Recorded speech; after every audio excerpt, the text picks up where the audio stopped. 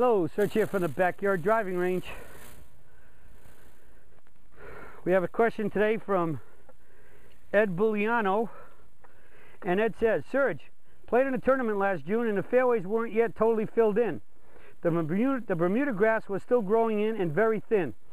They played summer rules against better judgment.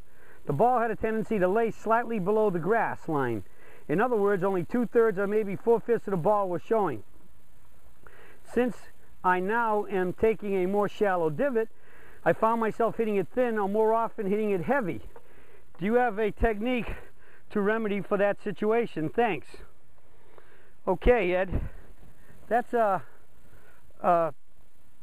guess we could say a little bit of a puzzling order here because of the fact that you hit some thin and then you hit some heavy. So what you did is, after you hit, very likely after a thin one you went heavy, or after heavy you went thin again.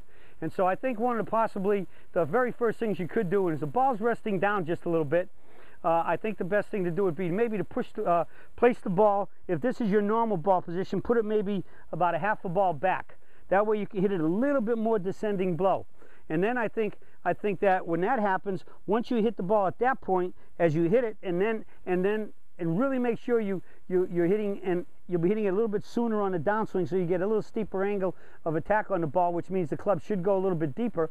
But then the key is once you've really struck that ball, you really want to make sure that at that point you get into the mitt and swing up and stand up fast. So I think the best thing possibly is just to move the ball back just a fraction. All right. So again, if this is your normal position, get it just a fraction ahead, maybe move it a half a ball back, and then once you hit it, you're going to get a little steeper. We'll get a better club covering the ball, but you're still going to get into your swing up to the tee finish, swing up and stand up as fast as possible. So I think the ball position would be a really big issue to help that out. Because again, it's not really a bad lie, but it's not a good lie. That's also something we do if you're in a very shallow divot. All right, so we got to make sure we get down to the bottom of the ball to really get the ball launched in a good enough to carry itself to the green. All right, so again, take your normal stance, possibly move just a fraction forward so that the ball goes a half a ball back.